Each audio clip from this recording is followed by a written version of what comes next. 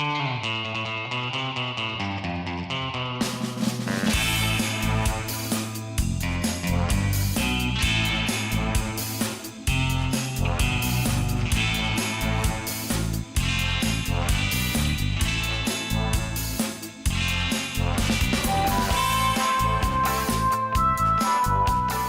those of us that have a road glide, the challenge is getting the shark nose back on the fairing. There are two clips that are difficult to find, but what I'm going to try to do today is give you some hints on how to make that process easier for you. As you can see, the fairing is off. This is the outside. The front bezel, it covers the beauty ring. Voila.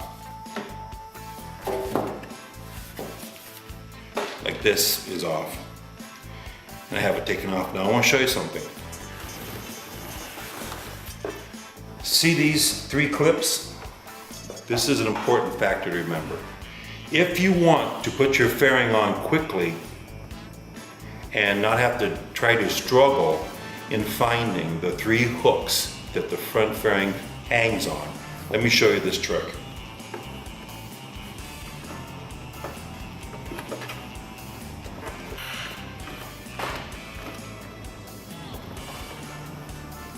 Press these three clips right here, pull it out. Voila. This whole bezel comes off. And the reason that's important to take the bezel off is that it reveals the two hanging points, 1, 2, that fix to the frame of the motorcycle. So the fixed fairing mounting points on the fairing for the receiving the inside of the fairing start right here. This is what's really important because now you can find these two spots quite easily on the motorcycle.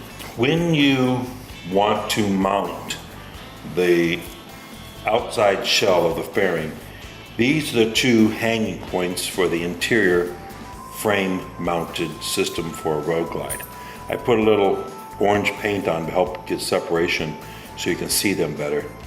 You see they got a hook here, you got a hook here. Well, those two hooks correspond to these mounting points here. These two mounting points you can see right there. Now remember, there's a couple things. One, you have to bring these two cables that attach to the headlights out here so they won't get on the outside of the frame and close it back up. Come in low, slide up like that, see how easy that's going, and then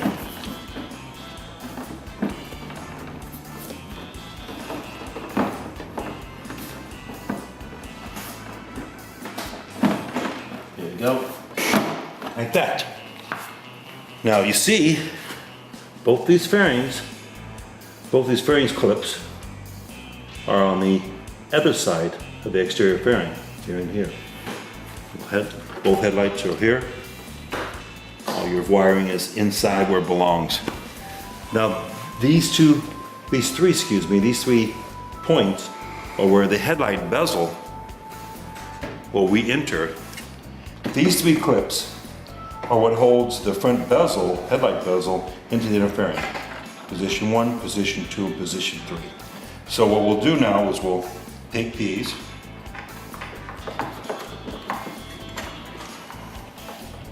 reattach them. Make sure you did a good job hooking those up. You don't want to have to look for it later. Okay, so we line these up like this inside the fairing.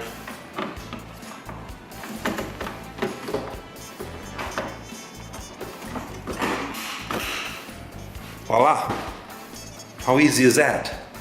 Now, the fairing's attached, your headlights are attached, everything clips back into place, then you can put the bezel on.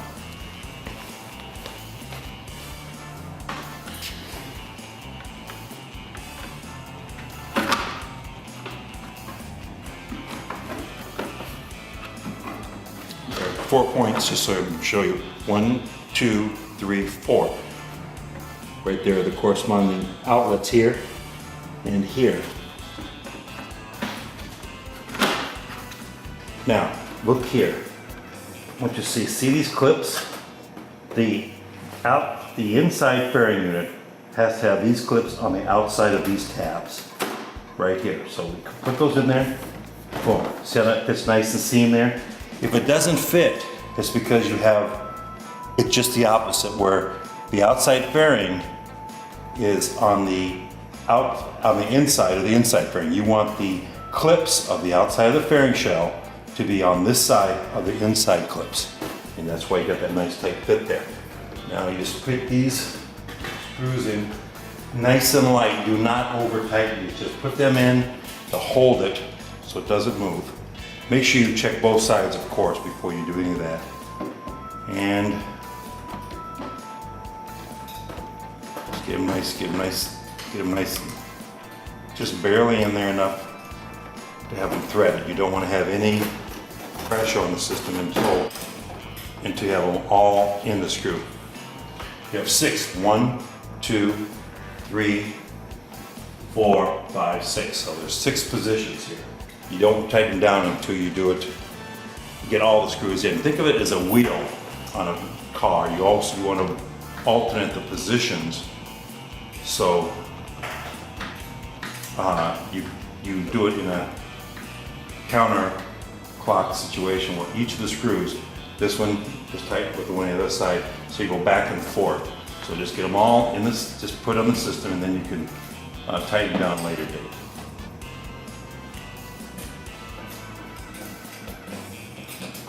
A couple of tips on putting this turn signal back in. Get your hand on the inside so you can rest it on the inside with your thumb at the top of the bracket and your hand below. So you can adjust these eyelets so it's easier to place these back into their hole. Make sure you don't pinch this cable. So you slide it up in like that.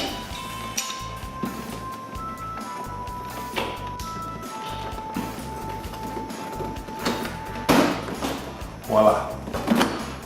There you go. Okay, now, remember, the 2 washers go on the inside the fairing. Put those on the inside, they fit in the bracket, and then you put the nuts on top of them. Now, I use this 1/2-inch ratchet, so it's easy for me to get my hand there. I don't have to move far and reposition it. I just slide it in. Okay, I always put a drop of Loctite in the nut, just a little bit. This is red Loctite, which means it's removable, not the blue, semi-permanent. Before I tighten it down. You can see this is the washer here. There's one each, one here, it's already on, and this one here. Now just take the acorn nuts, and once again you're going to put these on lightly, not tight, to get the other side on.